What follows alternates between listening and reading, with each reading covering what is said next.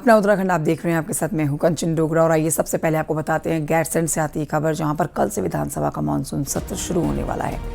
CM Dhami Gairsain पहुंच चुके हैं। तस्वीरें भी आप देख रहे हैं उनके गैरसैंण पहुंचने के दौरान की। और कल से सत्र की शुरुआत होगी। इससे पहले आपको बता देते हैं कि कैबिनेट पहुंची हुई है गैरसैंण। मुख्यमंत्री धामी भी यहाँ आपको नजर आएंगे। 22 अगस्त तक मानसून सत्र होना है। गैरसैंण में सीएम धामी, डीएम ने उनका स्वागत किया है।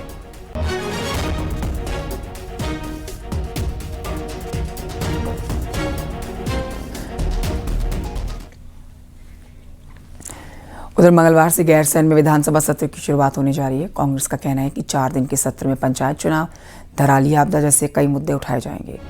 कांग्रेस विधायक प्रीतम सिंह ने कहा है कि सदन की मियाद कम है, जबकि मुद्दे कई हैं। संसदीय कार्य मंत्री सुबोध उनियाल ने कहा कि विपक्ष के सभी सवालों का मजबूती के साथ जवाब दिया जाएगा।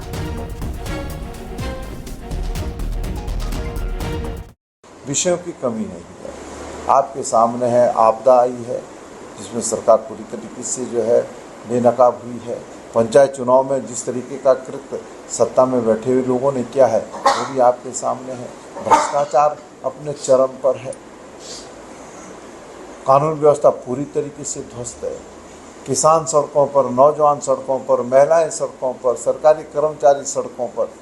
एक बात तो मैं बताऊं, यहाँ तो विषयों की भरमार है।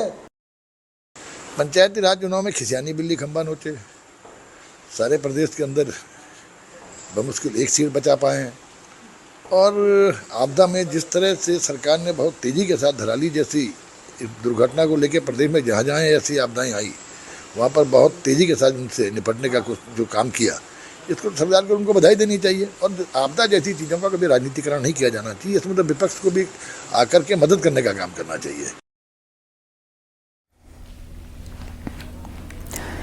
उधर गैरसैंण में मंगलवार से होने वाले विधानसभा सेशन के लिए विपक्ष के विधायकों के पहुंचने का सिलसिला शुरू हो गया है। गैरसैंण में आज कांग्रेस विधानमंडल दल की मीटिंग भी होगी और पंचायत चुनाव के ठीक बाद होने जा रहे इस सेशन के हंगामेदार रहने के पूरे अनुमान लगाए जा रहे हैं।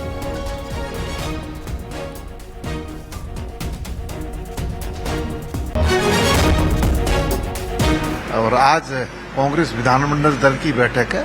उस बैठक में हम तय करेंगे कि किस विषय को किस नियम के अंतर्गत प्रमुखता के साथ उठाना है।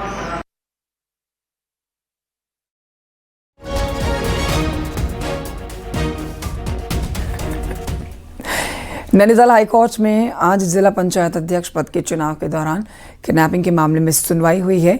सुनवाई के दौरान कोर्ट में 13 अगस्त की रात 11 बजे के सीसीटीवी फुटेजेस चलाए गए हैं और किडनैप करने वाले 10 लोगों का भी वीडियो वायरल हुआ, जो वो भी दिखाया गया है। किडनैप किए गए 5 जिला पंचायत सदस्यों को भी कोर्ट में लाया गया। सुनवाई के दौरान चीफ जस्टिस ने टिप्पणी करते हुए कहा कि कानून व्यवस्था फेल रही, ऐसे में एसएसपी का तबादला कर देना चाहिए।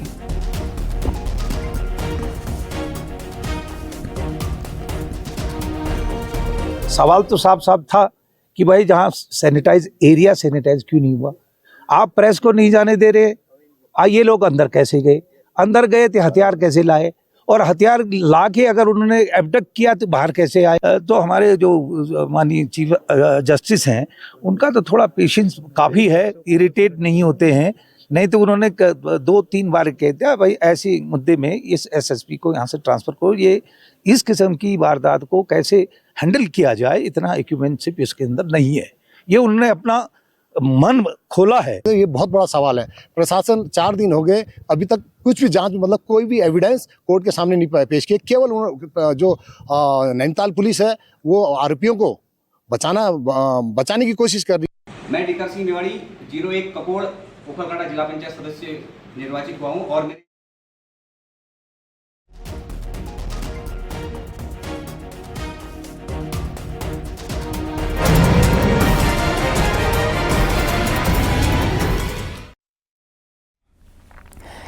उत्तरकाशी में धरासू बैंड के पास में लैंडस्लाइड हुआ, जिसकी वजह से गंगोत्री हाईवे बंद हो गया। पहाड़ी से मलबा, पेड़ और बड़े बड़े पत्थर सड़क पर आ गए।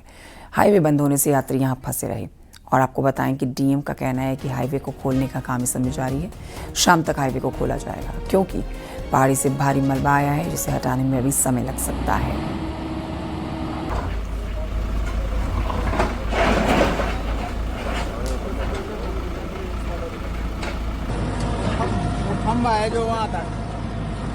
काशी नहीं, टिहरी और आसपास के क्षेत्रों में भी कई जगह पे बोल्डर्स और स्लाइड्स और स्लिप्स आए हैं। तो मशीनें लगी हैं, अपने हिसाब से हम लोगों ने टीम्स लगा रखी है, फ्रंट और बैक में लगी हैं, टीमें कर रही हैं और काम कर रही हैं। उम्मीद करता हूं कि आज थोड़ा मौसम सही है तो शाम तक हमें पॉजिटिव रिजल्ट मिलेगा।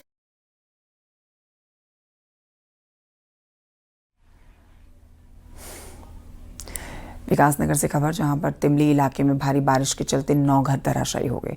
साथ ही दूसरे मकानों पर गिरने का खतरा बना हुआ है। पिछले हफ्ते 15 मकान क्षतिग्रस्त हुए। तिमली में अब तक कुल 24 मकान धराशायी हो चुके हैं। ग्रामीणों ने प्रशासन से मुआवजे की मांग की है। प्रशासन की टीम नुकसान का आकलन कर रही है।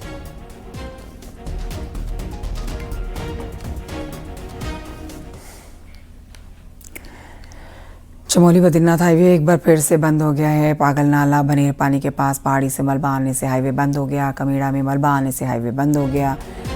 पुनगांव में पहाड़ी से चट्टान गिरने से सड़क धंस गई। हाईवे बंद होने से दोनों तरफ यात्रियों का जाम लगा है।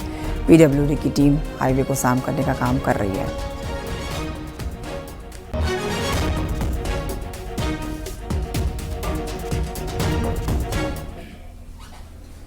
उत्तरकाशी में बारिश और पहाड़ी से मलबा आने की वजह से गंगोत्री हाईवे बंद है। यमुनोत्री हाईवे नादर चट्टी, रानी चट्टी, कल्याणी के पास बंद है। हाईवे बंद होने की वजह से लोग परेशान हैं।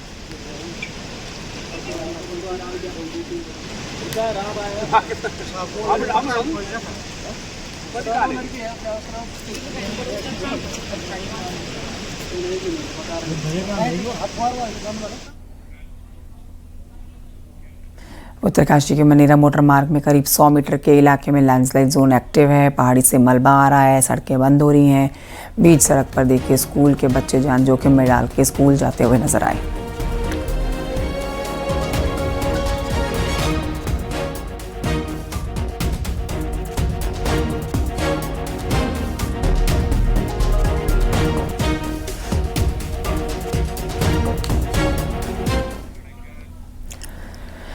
रुद्रप्रयाग में लगातार हो रही बारिश के चलते नदियां उफान पर हैं। मंदाकिनी और अलकनंदा नदी खतरे के निशान पर बह रही है। नदी किनारे रह रहे लोगों से सतर्क रहने की अपील की जा रही है।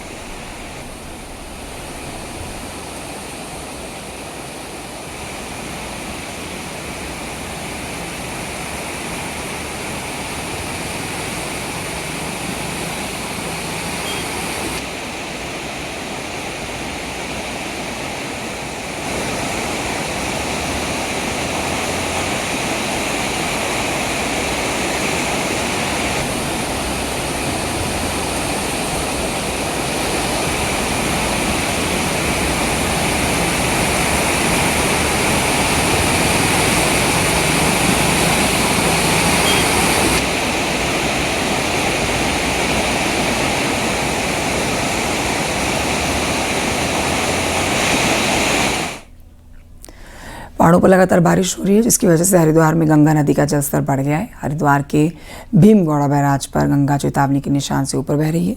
यूपी सिंचाई विभाग के अधिकारी भीमगौड़ा बैराज से गंगा के जलस्तर पर अपनी नज़र बनाए हुए हैं। अनुमान लगाया जा रहा है कि पहाड़ी इलाके में बारिश अगर इसी तरह से होती रहेगी तो गंगा का जलस्तर और भी ज़्यादा बढ़ सकता है।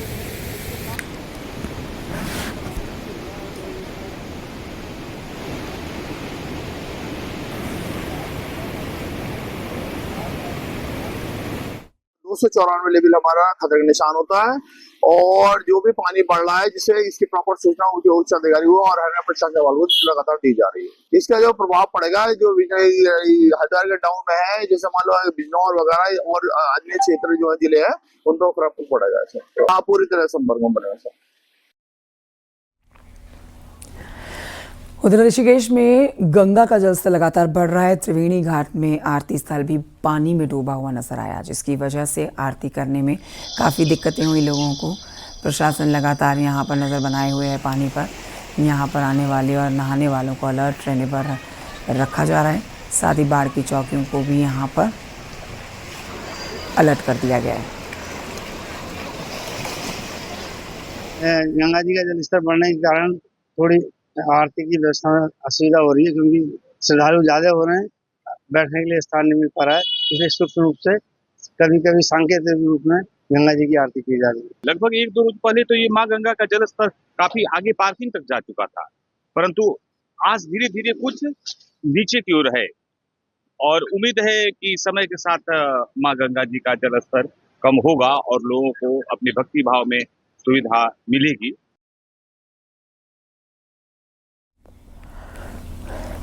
उत्तरकाशी के अगोड़ा गांव में तेज बारिश और भूधसाव के कारण एक मकान ध्वस्त हो गया। घर वालों ने भागकर अपनी जान बचाई है।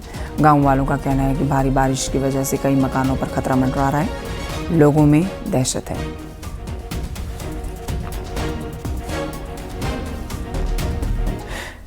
पौड़ी जिले के पाबो और थलीसैंड में हाल ही में हुए भूस्खलन और गदेरों में आई बाढ़ ने लोगों की मुश्किलें बढ़ा दी हैं। भारी बारिश और भूस्खलन के चलते कई जगहों पर पेयजल और बिजली की सप्लाई पर भी असर पड़ रहा है। डीएम के मुताबिक आपदा में 140 योजनाएं प्रभावित हुई थी, जिनको ठीक करने का कार्य किया जा रहा है।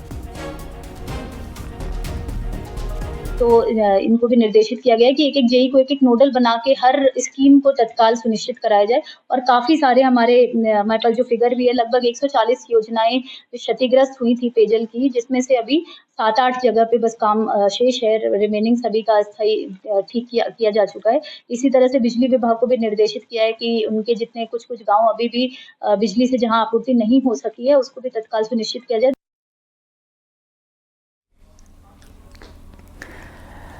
उत्तरकाशी में अभी बारिश से राहत मिलने के आसार नहीं हैं।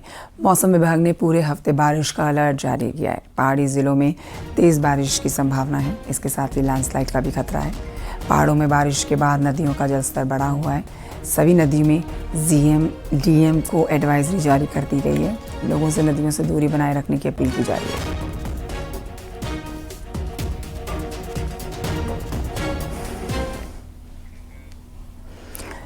पिथौरागढ़ में चाइना बॉर्डर को जोड़ने वाली लिपुलेख रोड कई मायनों में अहम है। इस रोड की मदद से जहां सुरक्षा बल सीमाओं पर पहुंचते हैं, वहीं आदि कैलाश और मानसरोवर यात्रा पर जाने वाले यात्री भी इसी रोड का इस्तेमाल करते हैं। बावजूद इसके लिपुलेख रोड पर सफ़र करना इतना आसान नहीं है। इससे जुड़ी ये रिपोर्ट देखें।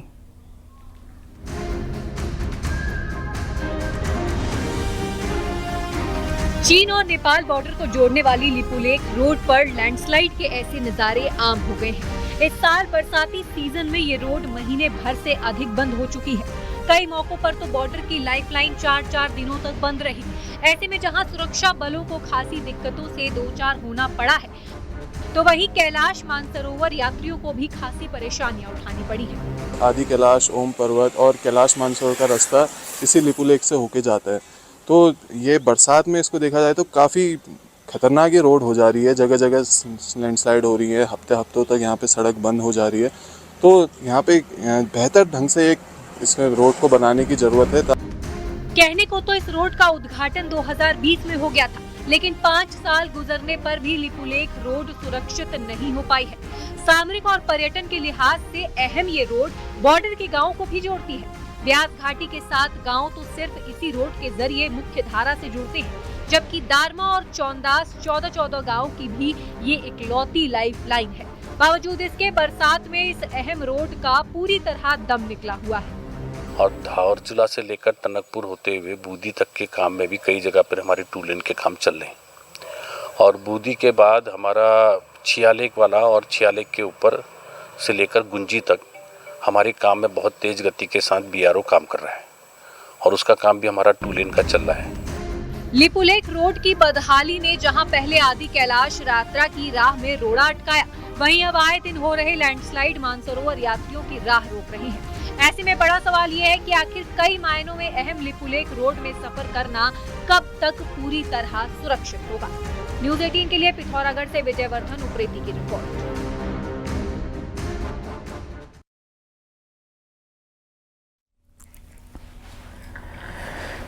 उत्तरकाशी के आराकोट क्षेत्र में सड़क मलबा आने से यहां पर 7 दिनों से बंद है, जिसकी वजह से किसान अपने सेब की फसल को नुकसान पहुंचता हुआ देख रहे हैं। सेब सड़ रहे हैं और अब ऐसे में लोगों के ऊपर अपने सेब की नुकसान की भरपाई का वजन है। लोगों ने प्रशासन से जल्द सड़क ठीक करने की मांग की है।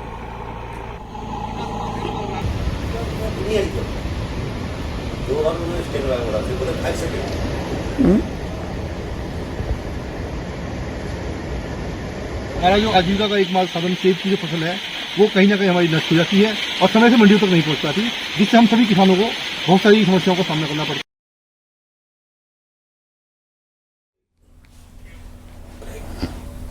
छोटे से ब्रेक के लिए यहाँ रुकना होगा, जल्द लौट रहे हैं।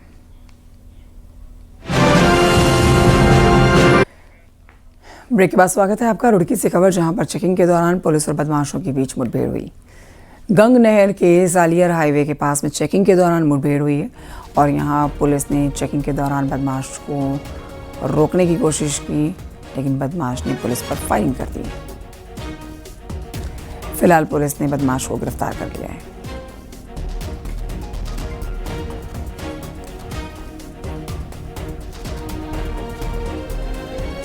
व्यक्ति जो बुलेट मोटरसाइकिल, जो सिल्वर कलर की मोटरसाइकिल है, उसमें उसे रोकने की कोशिश की गई। उसके द्वारा न रोकते हुए गाड़ी को वहाँ से दौड़ाया गया। पुलिस के द्वारा जब उसका पीछा किया गया, उसने पुलिस पर फायर किया। अल्टीमेटली कुछ दूर जाने के बाद ये अपनी मोटरसाइकिल को जो है छोड़ के भागने लगा। इसी बीच पुलिस की जो फायरिंग में इसके पैर में गोली लगी है, इसको तत्काल हॉस्पिटल लाया गया है। हरिद्वार की खड़गड़ी की सूखी में जंगल से निकलकर हाथियों का झुंड आधमका और इस झुंड में शामिल 3 नन्हे हाथी अटकेलियां करते हुए नजर आए। हाथियों को देखने के लिए लोगों की भीड़ जमा हो गई। स्थानीय लोगों ने ये नज़ारा अपने मोबाइल में कैद कर लिया। हाथियों की अटकेलियों का ये वीडियो सोशल मीडिया पर भी वायरल हो गया है।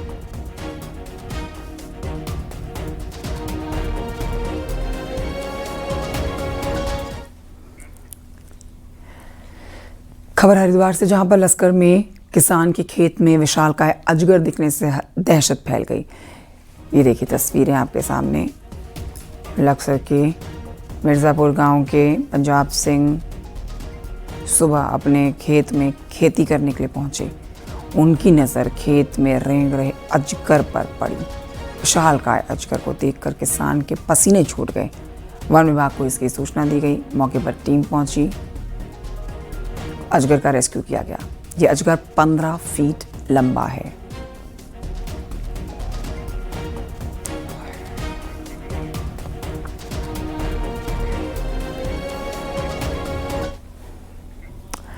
उधर रामनगर में कॉर्बेट नेशनल पार्क के ढेला जोन में एक अनोखा वीडियो सामने आया। कैमरे में आप देखेंगे एक ही फ्रेम में कैद हुए बाघ और मोर को।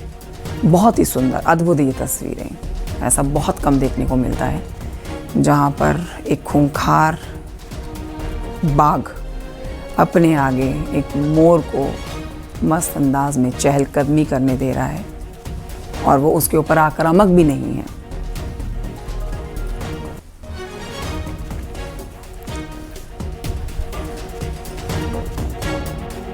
ये जो वीडियो डालने के पीछे मेरा मकसद है, इसमें एक तो आप देख रहे होंगे कि हमारा राष्ट्रीय पशु बाघ इसमें है और उसके आगे आगे आप देखेंगे कि राष्ट्रीय पक्षी हमारा मोर भी जो है आगे आगे उसके चल रहा है।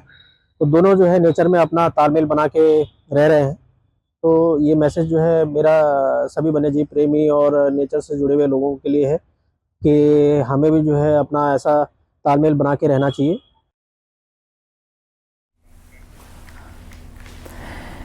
पहाड़ में फूलों का कारोबार और अधिक बेहतर हो सकता है। अल्मोड़ा के जीबी पंत हिमालय पर्यावरण संस्थान ने कम लागत में अधिक फूल उगाने वाली पौध विकसित की है, जिससे किसानों का आय दोगुनी हो सकता है। रिपोर्ट देखिए। अल्मोड़ा जिले में ही जागेश्वर, चितई, गोलजियो देवता, कटारमल सहित दर्जनों मंदिरों में कई क्विंटल फूलों की रोजाना जरूरत होती है, जिसे अधिकतर मैदानी इलाकों से लाकर पूर्ति की जाती है। शादी, विवाह या दूसरे अन्य उत्सव के समय तो फूलों की मांग और बढ़ जाती है। संस्थान में 3 प्रकार के फूलों को उगाकर सफल प्रयोग किया जा रहा है, जिससे पहाड़ में आसानी से अधिक उत्पादन हो सके। अब सभी पहाड़ी इलाके में इसे उत्पादन की योजना बनाई जा रही है। हमारा एक प्लान है कि यहाँ जीबी पंत इंस्टीट्यूट के थ्रू विभिन्न गांवों में इस प्रकार की फूलों की खेती कराएं। उस फूलों की खेती से जो वहाँ के आसपास के मंदिर है, तो जो ताज़े फूल हैं हमारे वहाँ चढ़ें और उनके स्टॉल लगा करके वहाँ पे ग्रामीण लोगों को इससे रोजगार मिल सके। ये हमारा योजना है इसके लिए। वहीं एक पौधों से 4 किलो तक फूल पैदा हो सकते हैं और एक साल में 3 बार पौधे लगाए जा सकते हैं, जो एक बेहतर रोजगार हो सकता है। फूलों की फसल को ना तो बंदर नुकसान पहुंचाता है और ना ही जंगली सूअर। दूसरा, ये किसानों की आजीविका का एक बेहतर साधन भी हो सकता है। कहते हैं टेनिस बॉल, ऑर्बिट ऑरेंज और अफ्रीकन इंसा, इन 3 वैरायटी को हमने इसमें परीक्षण में लिया है, जिसमें कि एक पौधे से हमें 1 से लेकर 4 केजी तक का फूल हम ले सकते हैं। तो अगर सपोज हमारे एक पेड़ से 4 केजी है, तो वो जो मार्केट है अभी सेल, अगर हमने एक सर्वे किया है, तो वो करीब 100 रुपये किलो है। पहाड़ के पौराणिक मंदिरों के कपाट खुलते समय तो कुछ ज्यादा ही फूलों की डिमांड रहती है। अगर किसान फूलों की खेती करेगा तो किसानों की आय तो बढ़ेगी, साथ ही स्थानीय स्तर पर रोजगार का सृजन भी होगा और मंदिरों में भी ताजे फूल उपलब्ध हो सकेंगे। न्यूज़ 18 के लिए अल्मोड़ा से किशन जोशी की रिपोर्ट। छोटे से ब्रेक के लिए यहाँ रुकना होगा। फिलहाल दीजिए मुझे इजाजत। आप देखते रहिए न्यूज़ 18। नमस्कार।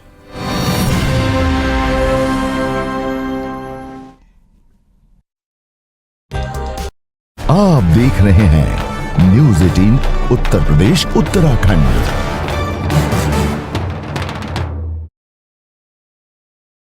आप देख रहे हैं न्यूज़ 18 उत्तर प्रदेश उत्तराखंड।